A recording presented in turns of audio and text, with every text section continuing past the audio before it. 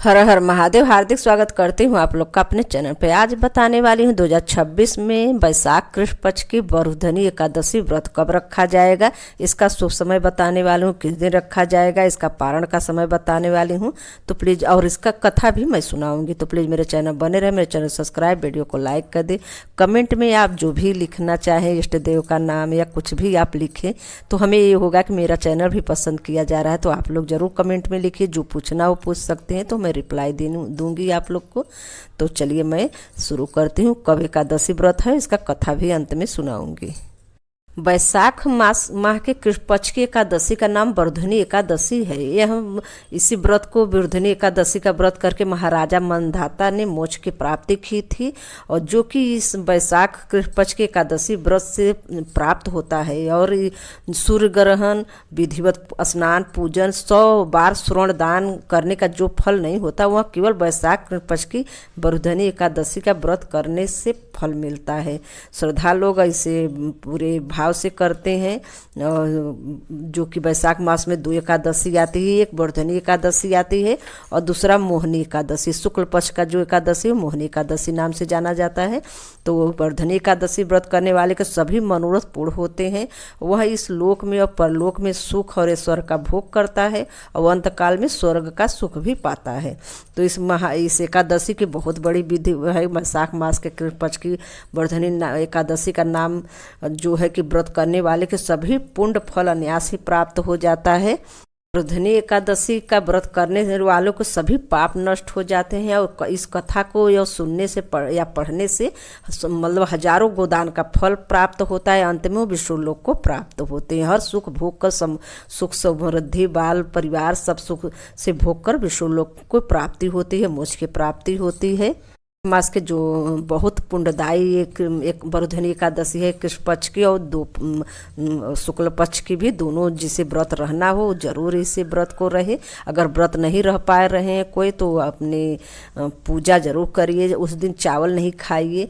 और पूजा विधि तो सभी अब जानते हैं, विष्णु जी का चौकी रखकर पीला कपड़ा बिछाकर साधारण विधि से भी पूजा किया जाता है, और गाय विधि विधान से भी पूजा किया जाता है। जैसे आप लोग सामर्थ हो ऐसे पूजा करिए। विष्णु जी का अगर नहीं चौकी रख रहे हैं, पीला कपड़ा विष्णु लक्ष्मी का प्रतिमा रख कर पूजा नहीं का तो अपने मंदिर में ही कर सकते हैं। मंदिर में टीका पूजा फूल वगैरह सब चढ़ाकर, जो फल और जो मीठा आप इकट्ठा की उसे चढ़ाकर विष्णु भगवान का घी से और लक्ष्मी माता का आरती करें सुबह शाम। और ऐसे करके, और चावल उस दिन नहीं खाना चाहिए। हो सके तो चावल बनाइए ही नहीं एकादशी का। अगर नहीं परिवार में कोई मान रहे तो आज जो मेन है परिवार में वो मत चावल खाएं। इससे परिवार में सुख समृद्धि बनी रहती है। हर महीने में 2 एकादशी पड़ती है। जैसे प्रदोष 2 पड़ता है वैसे एकादशी भी 2 पड़ती है। और जिसके व्रत रहना हो एक दिन पहले ही चावल शाम को छोड़ दें। सुबह आप जो भी पूरे खाना खा लें, और शाम को चावल वगैरह नहीं खाना चाहिए, ये शाम से ही छोड़ा जाता है। और स्वास्थ्य आप बिना प्याज लहसुन का भोजन करिए। अगले दिन व्रत रहना है। सुबह सवेरे अपना झाड़ू पोछा खूब अच्छे से कर ले। पोछा आप बहुत बचा के ही करिए, क्योंकि कोई एकादशी के दिन चींटी वगैरह न मरने पाए, नहीं बहुत ज़्यादा दोष लगता है। तो गाय मतलब मेरा कहना है साफ़ सफाई कर लीजिए। घर के मेन दरवाज़ा से लेके अंदर तक सारा सफाई करने के बाद सुबह ज़्यादा जल्दी उठ जाइए। ये सब करने के बाद अपना संकल्प, नहा धोकर संकल्प लीजिए कि आज एकादशी व्रत हूँ। ऐसे करके पूजा किया जाता है एकादशी का। और एकादशी व्रत किस दिन रहना है आप लोग को बता दूं। एकादशी व्रत रहना है 13 अप्रैल दिन सोमवार को रहना है। प्रारंभ कब हो रही है गाइज? ये प्रारंभ हो रही है 12 अप्रैल दिन रविवार को रात्रि में 9:19 पर प्रारंभ हो रही है। इसकी समाप्ति है 13 अप्रैल दिन सोमवार को 9:30 पर समाप्त हो रही है। रात्रि में समाप्त हो रही 9:30 पर। तो गाय उदयकालीन ध्यान में रखते हुए 13 अप्रैल दिन सोमवार को व्रत रखा जाएगा। पारण का समय बता दूं। पारण का समय जो कि रात्रि में सोमवार को रात्रि में 9:30 पर पारण द्वादशी लग रही है, जो कि अगले दिन मंगलवार को 14 अप्रैल को रात 9:05 तक द्वादशी रहेगी। तो आप सुबह सवेरे मंगलवार को 6:02 से आप पारण विधि करिए। सारा दिन कर सकते हैं पारण विधि, कोई संशय नहीं है। तो आप पारण का समय मैंने बता दिया, 6:02 से आप पारण शुरू करिए और सारा दिन भी आप पारण जब भी अपने सुबह सवेरे उठ जाइए, अपने मंदिर का पूजा वगैरह जो रोज़ का करते करने के बाद अपन पारण विधि करिए। उसके अगले दिन बुधवार 15 अप्रैल को प्रदोष व्रत है, इसका मैं वीडियो अलग से बनाऊंगी। तो आगे मैं कथा सुना दूं वैशाख कृष्ण पक्ष की बरुधनी एकादशी व्रत की कथा। भगवान श्री कृष्ण ने कहा कि हे पांडुनंदन, अब मैं तुम्हें बरुधनी एकादशी व्रत का महात्म्य सुनाता हूँ, सुनिए। वैशाख कृष्ण पक्ष की एकादशी का नाम बरुधनी एकादशी है। इसी बरुधनी एकादशी का व्रत करके महाराजा मंधाता ने मोक्ष की प्राप्ति की थी और अनेकों धुंधुमार इत्यादि राजाओं ने इस एकादशी के व्रत करके मुक्ति को प्राप्त किया। अनेक प्रकार की तपस्या हजारों लाखों वर्ष करने पर भी वह फल नहीं प्राप्त होता, जो कि इस वैशाख कृष्ण पक्ष की एकादशी व्रत करने से प्राप्त होता है।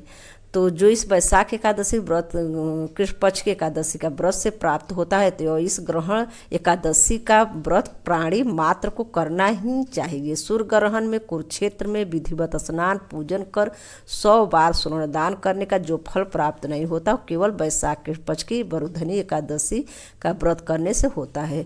श्रद्धा और भक्ति के साथ इस बरुधनी एकादशी व्रत करने वाले को समस्त मनोरथ पूर्ण होते हैं और वह इस लोक में रहकर सुख और ऐश्वर्य का भोग करता है। अंतकाल में सुख स्वर्ग को सुख पाता है।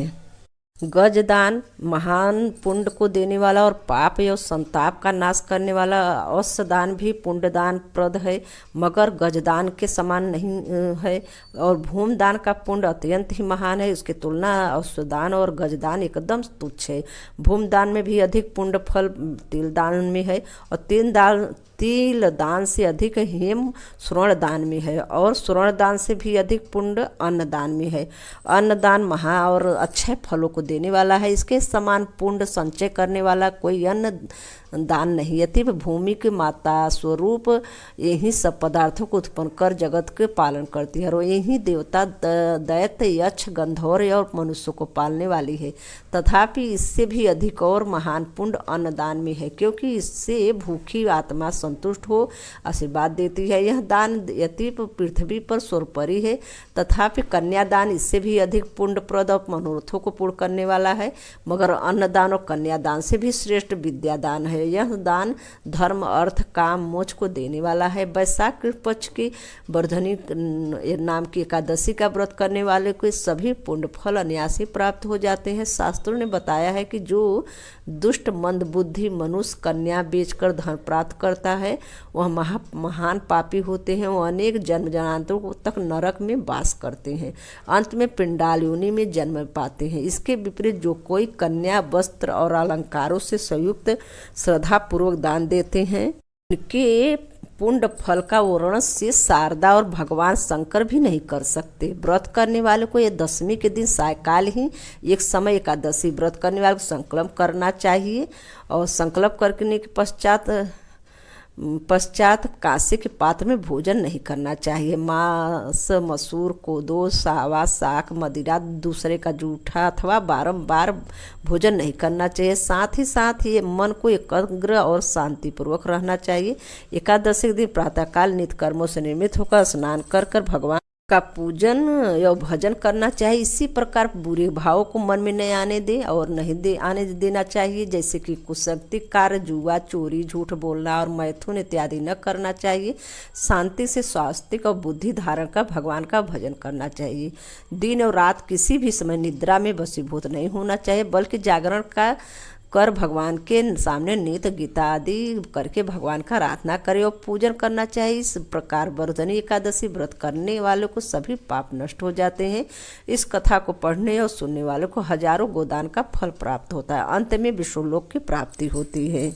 कथा यहीं पे समाप्त होती है। हर हर महादेव। धन्यवाद। जय श्री कृष्ण। राधे राधे।